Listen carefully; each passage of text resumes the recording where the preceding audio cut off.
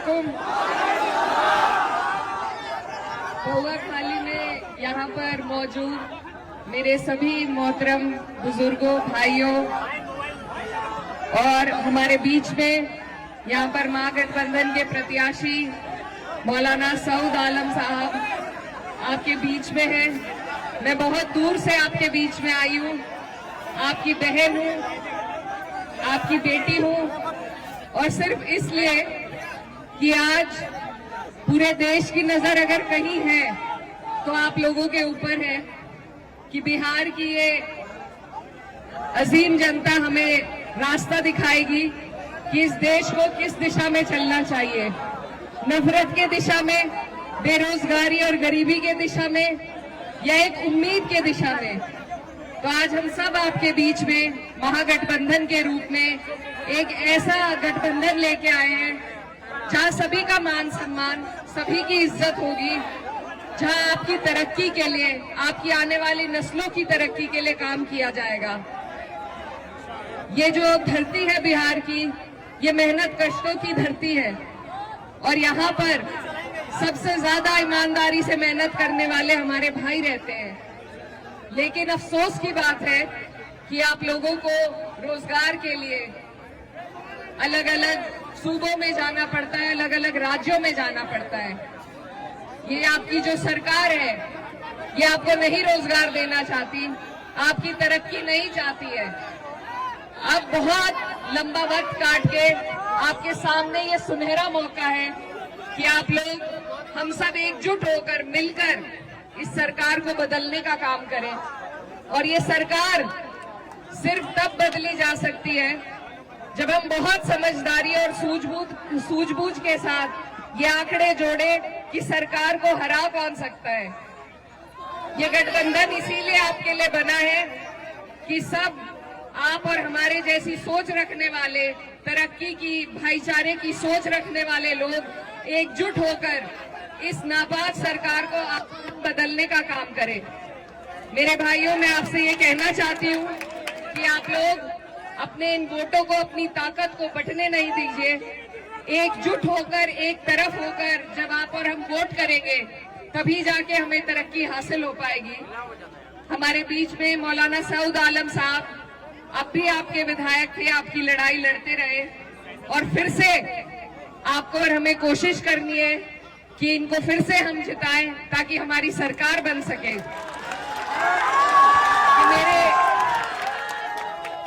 मौलाना सऊद के जो वालिद थे वो मेरी वालदा के साथ सांसद रहे, तो हमारा पुराना ताल्लुक है, पुराना रिश्ता है और उसी के नाते आज मैं आपके बीच में ये गुहार लगाने आई हूँ कि इस सरकार से, ये जो डबल इंजन की नापाक सरकार है, इससे हम लड़ते हैं जब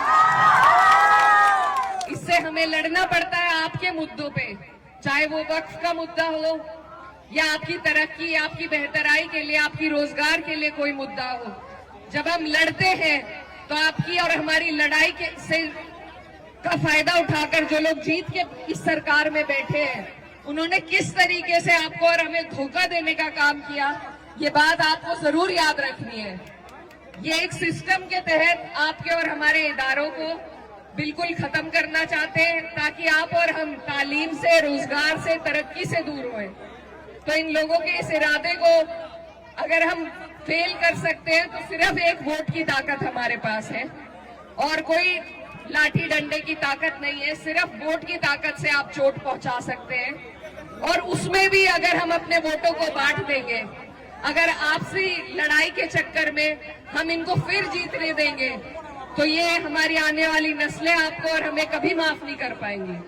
तो मैं बहुत दूर से आपके बीच में, हमारा उत्तर प्रदेश आपकी तरफ निगाहें टिकाए बैठा है कि बिहार से जो संदेश निकलेगा वो पूरे देश भर में सरकार को बदलने का काम करेगा। तो मेरे भाइयों, आपसे मेरी यही गुजारिश है बार बार कि सभी लोग, माननीय अखिलेश यादव जी, राहुल गांधी जी, तेजस्वी यादव जी, सभी लोग कोशिश कर रहे हैं, आपके बीच में आ रहे हैं।